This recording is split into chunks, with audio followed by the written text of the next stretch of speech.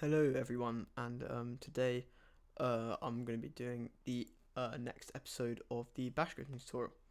If you haven't watched my first episode, I'll link that down in the description, as it's probably really good to go and watch just before you do this one, because we're going to be using stuff in this one that's from the last one. So, what did we do last time? Last time we used variables, we outputted text, and we took input from the user. So today we're going to be doing if statements. So if something is something, do this, and if it's something else, do that. So your script can basically do stuff based on different outcomes, which is very, very, very powerful.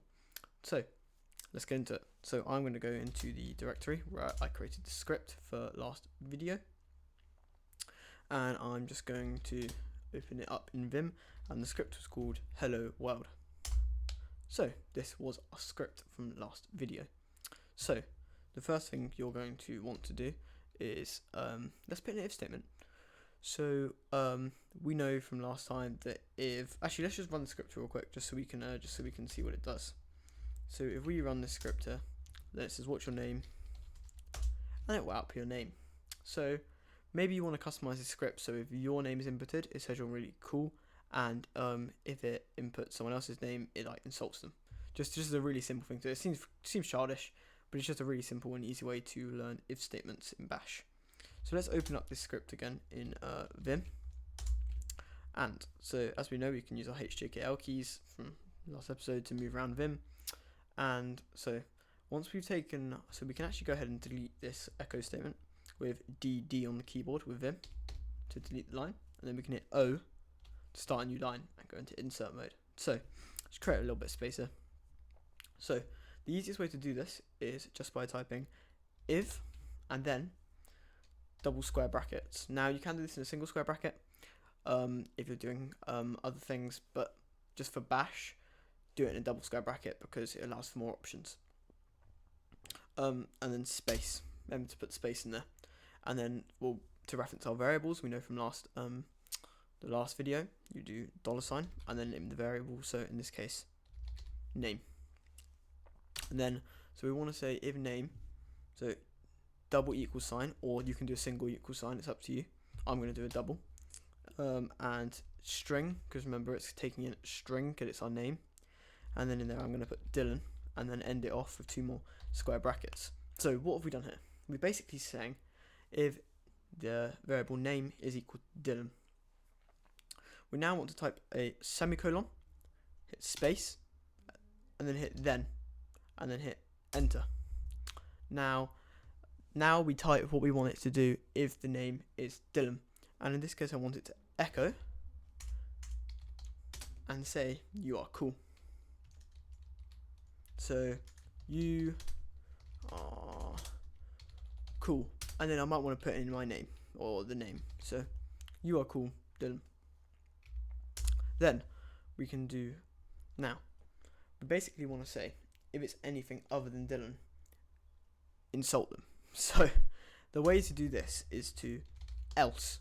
So it's saying if it's anything but Dylan, if it's anything that's not Dylan, do this.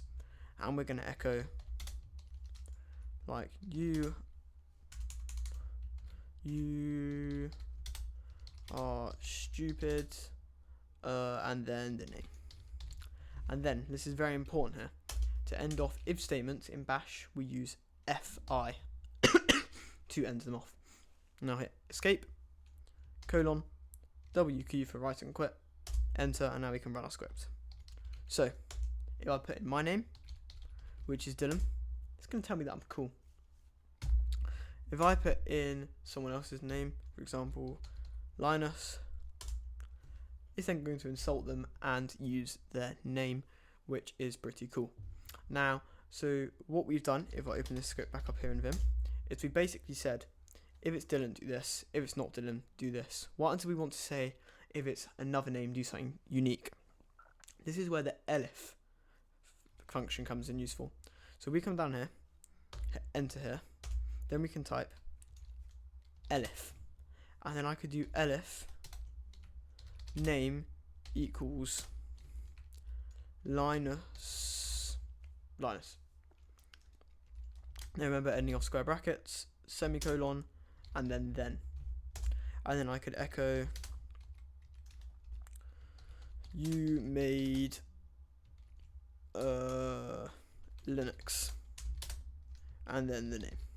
Okay, because Linus taught us did actually make Linux, but this is basically just to test out how to do if statements. So hit escape, colon, WQ, now dot dash, and then name the script to run it, and then we type in Linus, and then it's going to tell you, if you're Linus, that you made Linux, which is pretty cool. Now you can do this for numbers and lots of different stuff, so you can play around and have some fun with this. The next thing I want to do is quickly, it's a case statement. So if we vim into hello world, and we just you can hit shift V to select lines, and then hit J to go down, and then hit X to delete in vim, and then O to start a new line, is case. So I could do, so the way we start with a case statement, and I'll show you how case statements work, is case name in. Okay, that's how we do a case statement. Then we hit enter, and then we'll want to say if something specific. So again, if it's Dylan, now quote marks, bracket, enter, then echo, you are cool. Yeah, and then our name. And then we could do, and then double semicolon to end off this part of the case statement, then hit enter, and then backspace, and then we're going to do the same for Linus. To echo,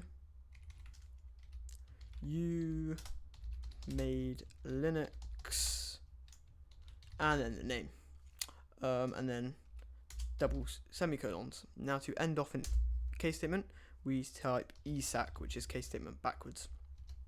Now, I've just kind of written a lot on the screen, thrown a lot at you there. So you're probably thinking, what does this mean?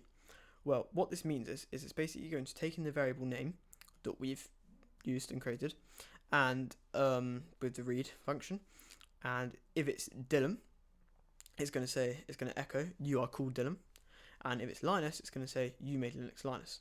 So let's try this out. So escape to get into normal, colon, WQ to write and quit. Then we can dot slash, our hello world, .sh, and then hit enter. And then if it's Dylan, it's going to print out you are called Dylan. And if we print out Linus, it's going to print you made Linux Linus. So this was the next episode of my bash scripting tutorial, my bash scripting course. If you want to have a part 3, like, subscribe. Part 3 will be coming out soon, and in that we're going to do loops and exit codes. So hope you have a great rest of your day or evening wherever you are, and I will see you in the next video.